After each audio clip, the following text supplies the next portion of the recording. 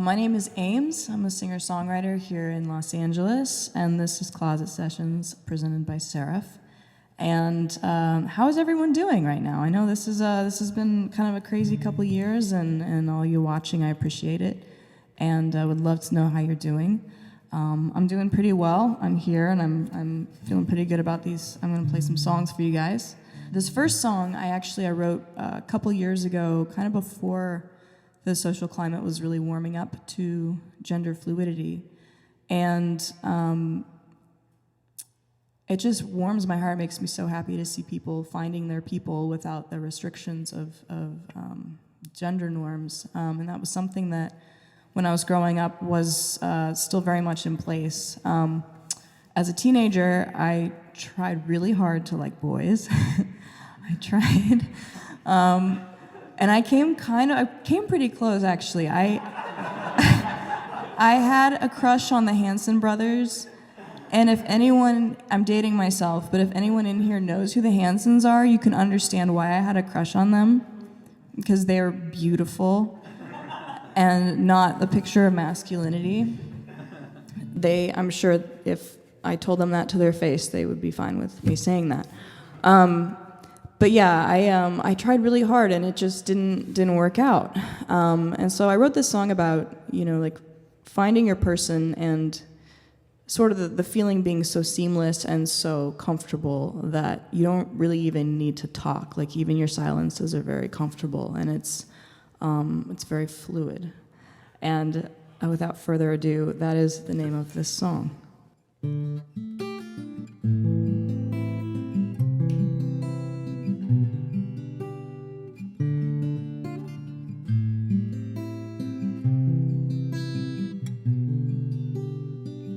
Has the time to have the time to teach a stranger what you like?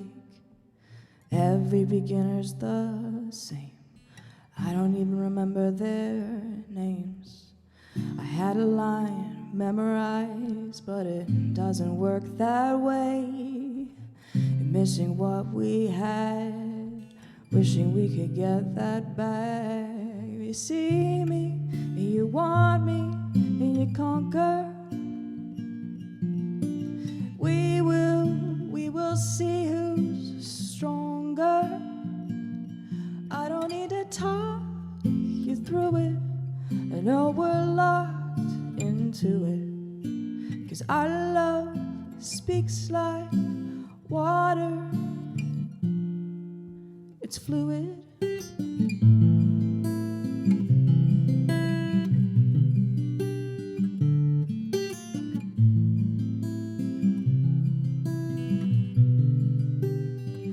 Remember when you laid your eyes on this vast and wild land? All you ever wanted was me, as far as the eye could see.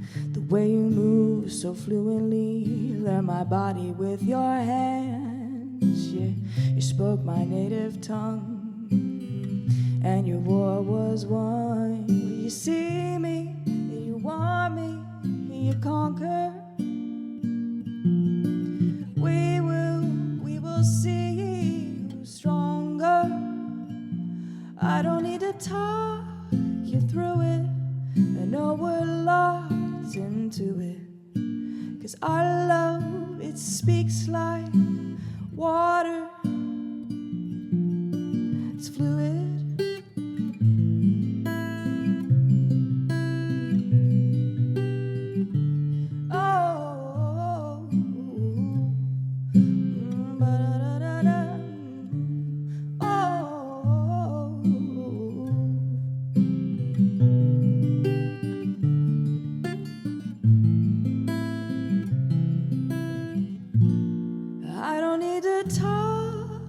Through it, I know we're locked into it.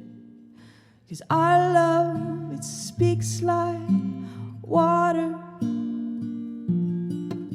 Our love, yeah, it speaks like water.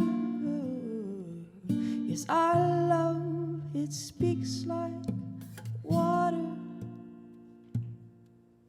It's fluid.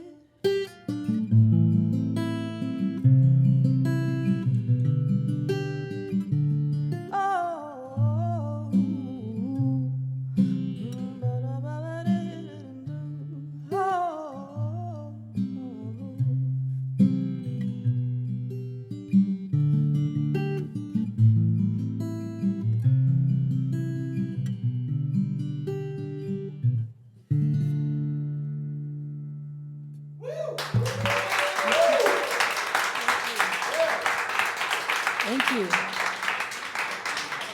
Thank you so much. Hello. Hello there, Ames. I was just, so I heard that you're a songwriter, and I know the fact that you're a songwriter for other artists as well. Yes. So I was wondering the difference, and if so, if you can speak to those differences in the process with songwriting for yourself and songwriting for other artists. That's a really good question. I think when I'm writing with other artists, I'm able to kind of use the tools that I have, but I don't have to use my own experience.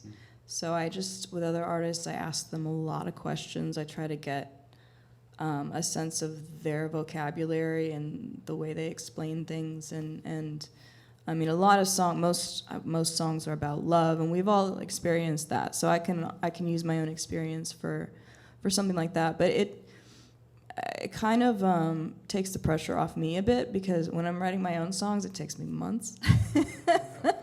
I'm like, it's never good enough, and I hate it, or it's too much. I just go back and forth. I sit on songs for a long time, and with artists, a lot of times the sessions that I do are about 8 hours each, and it's maybe 2 days most, and you just kind of have to like sit down, get the song out within that 8 hours, and so it's kind of helpful to have that time restriction to like know when it's finished. So whereas I will sit forever with a song by myself in the darkness. I felt that and agree. Well, thank you. Thank you. Did I answer your question? It did. Okay, It absolutely okay. did. Yeah. Okay. All right. So this next song, wow, I've known ever since I can remember that I absolutely adore women. I love women. I grew up in a super conservative Southern Baptist missionary family, and I didn't even know that that was really a thing. All I knew is that I was just absolutely in love, and I had the deepest crushes from the time I was like 4 years old. I got called out on it when I was 7 at church. And I'll talk a bit more about that. But my first crush was actually on Fräulein Maria, who's played by Julie Andrews in The Sound of Music. And I couldn't really I couldn't voice it, but whenever I would watch the movie, I wanted to touch her butt. And I was like 4 or 5 years old, but I really just wanted to touch Julie Andrews' butt. And it was like innocent, because I was really young, but I also remember getting super annoyed during the makeout scene where she's making out with the dad figure, Georg, I think his name is in the movie. Just being like, what a waste. Like, it's just pointless, and just really falling in love with her and her character. When I was 7 years old, I had a huge crush on this girl named Anna, and that's her actual name. I didn't change it. I won't tell you her last name, because she's on Facebook, and she's married and has like a lot of kids. But I had a huge crush on her for years. I started crushing on her when I was about 7 years old till I was about 11 or 12. And she went to my church. She was a little bit older than I was. And so we were never in the same class, but I always found ways to like make her bracelets and bring her flowers, and she was always very grateful, and of course she didn't really know that like it to me was more than that. But I remember like driving into the church parking lot, and if her family car was there, then it was going to be a good day. If her car wasn't there, it was like, what's the point? Why are we coming to church? And I was in love with her, and her little brother liked me, and I let him like me because it got me closer to her. So I was like scheming even at 7 years old, and I would do stuff like we would go to Bible camp together. She was a counselor and I was a camper, and I would tell her, it wasn't a total lie, but I would tell her, I have night terrors, I need someone very close to me in case I have night terrors. And so she moved her bunk next to mine, which was like my dream. And I remember, and this is so creepy, but like now I can talk about it because I was so young. But she would sleep with her face down on her pillow, and her hair would be out, and I sometimes would just wake up in the middle of the night.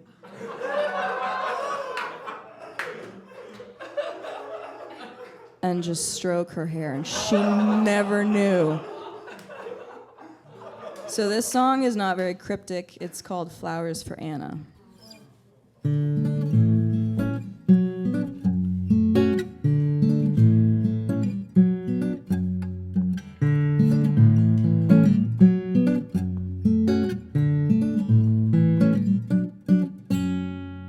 I've never been a mover, a shaker, a violin player. No, my home is where the heart is. My first love was heartless. He wore a suit on Sunday morning, and I had flowers on my dress.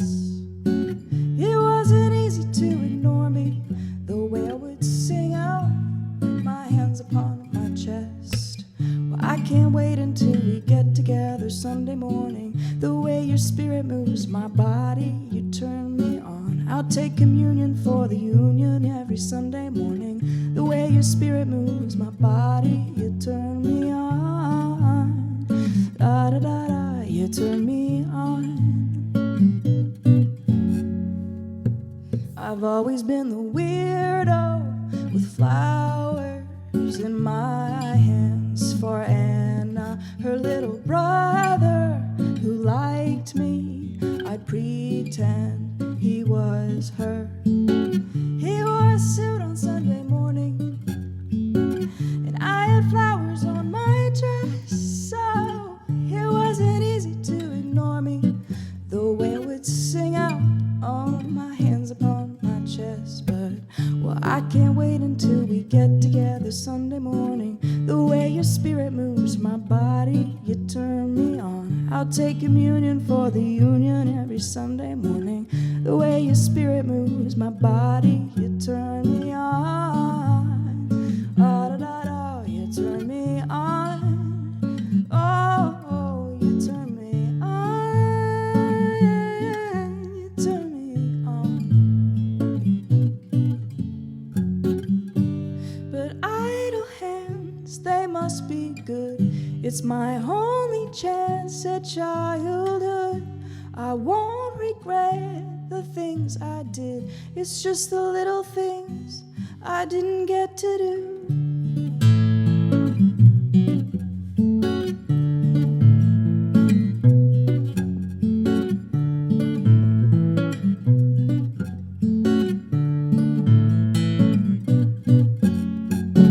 Well, I can't wait until we get together Sunday morning. The way your spirit moves my body, you turn me on. I'll take communion for the union every Sunday morning. The way your spirit moves my body, you turn me on. You turn me on. You turn me on. Oh, oh.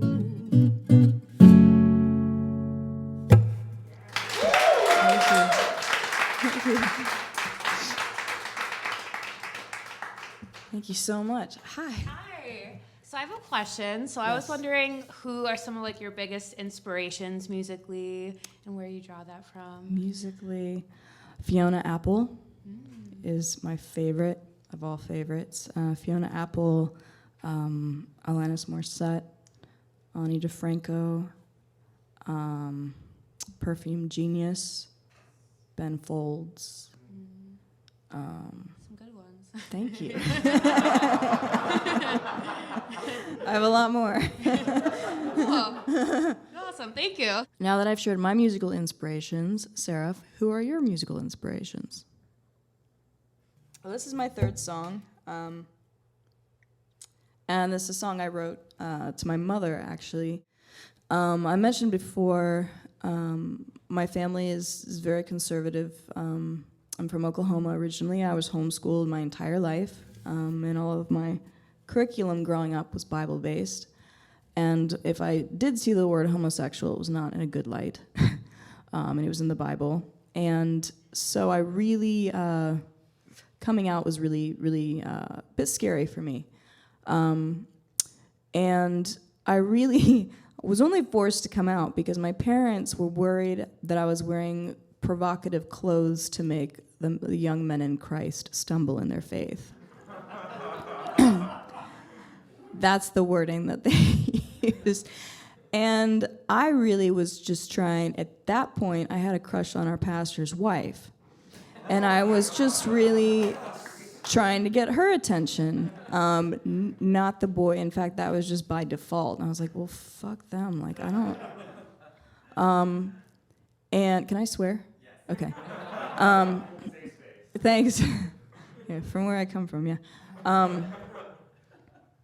Yeah, and I had to just take my mom aside and be like, look, this is not my intention. Actually, I'm dealing with something a lot bigger.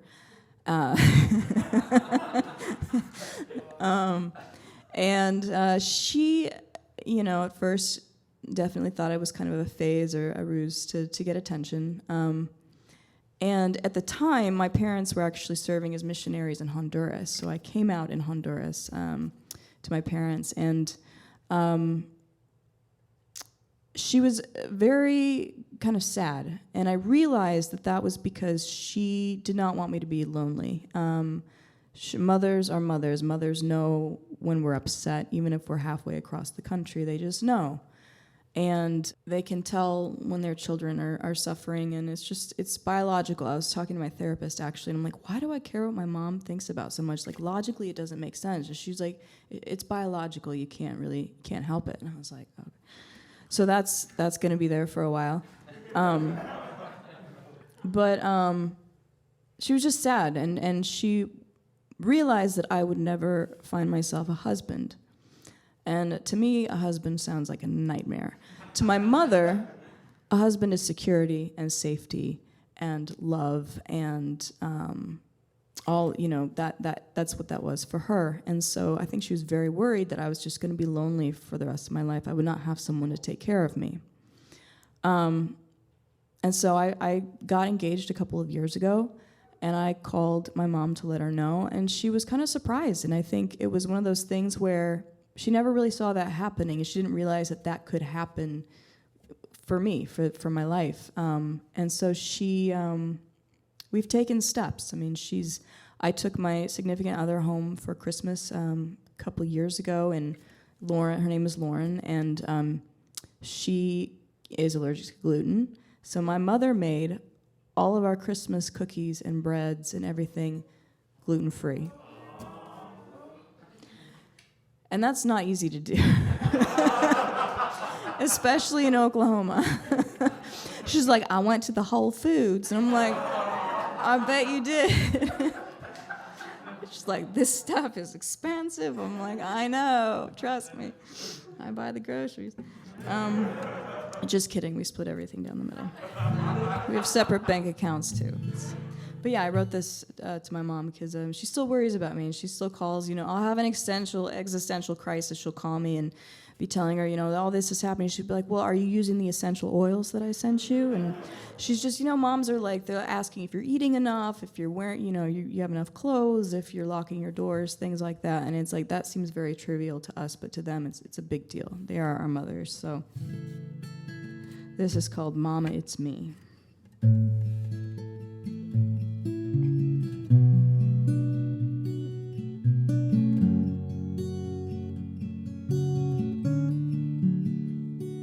When the phone rings, you hope that it's me, and you hope that it's not.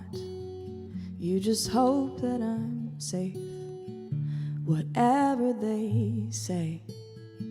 You don't trust a word because you know me, and you feel when I'm hurt, and you'll take my side every time. Mama, it's me. I want you to know that the baby you raised the best way you could is finally grown. Well, Mama, it's me. You've worried enough, and the tiniest heart you ever did start has finally found love, has finally found love.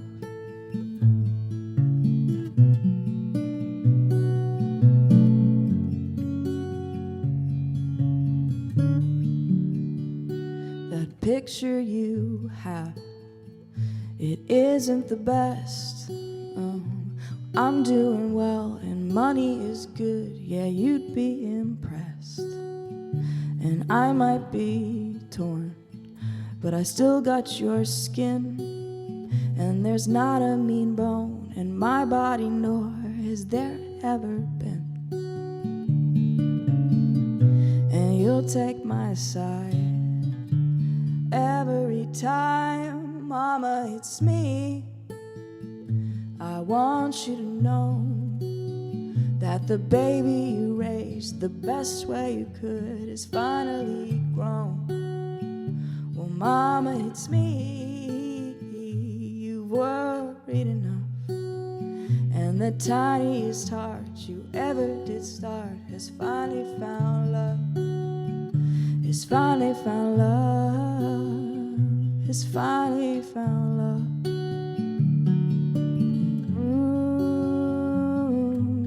No, I'm eating enough, yeah, and I'm staying warm, yeah. The city is rough, but I lock my doors. Mama, it's me. I want you to know that the baby you raised the best way you could is finally grown. Mama, it's me. You've worried enough, and the tiniest heart you ever did start has finally found love. Has finally found love. Has finally found love. Has finally found love. Has finally found.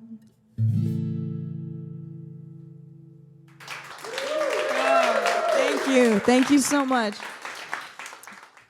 Hi, Ames. Hi. You are a wonderful performer, by the way. Thank you very much. I was just wondering, you said there's trying times, it's COVID and everything's shut down. I'm just kind of wondering how you draw inspiration with everything shut down, and what do you do to kind of keep a level head and A what? yeah.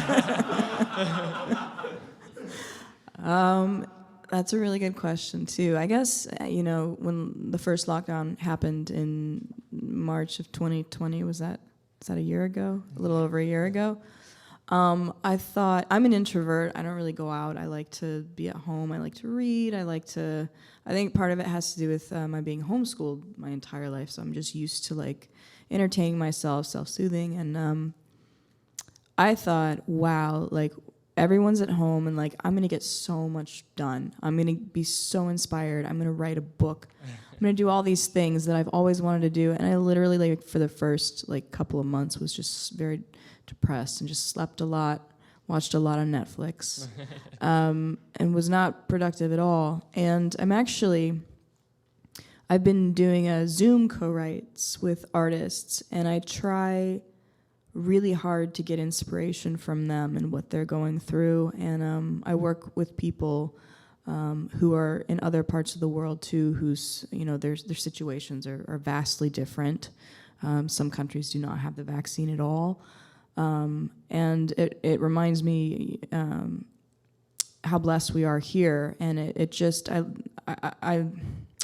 I ask a lot of questions. So I open a Google document and I share it with them, and they'll start talking to me. I ask questions, and I just type everything out that I possibly can, and then I'll go through and kind of highlight things that I feel could work for a song.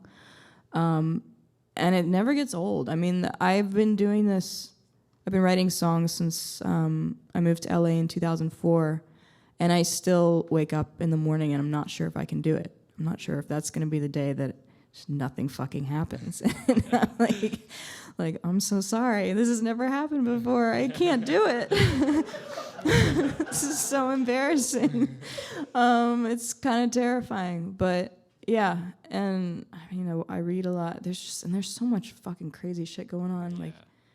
I think if you're able to absorb it and find a creative outlet for it, you're the luckiest person in the world. Definitely. So yeah. So we're very Awesome. Does that answer your question? Yeah. Okay. Wonderful. What was your name? Andy. Andy. Nice to meet you. So I'm curious, where and how do you find inspiration? Again, thank you so much, and thank you for watching. My name is AMES again, and all the songs that you just heard can be found on Spotify or wherever you listen to music. And this is Closet Sessions by Seraph.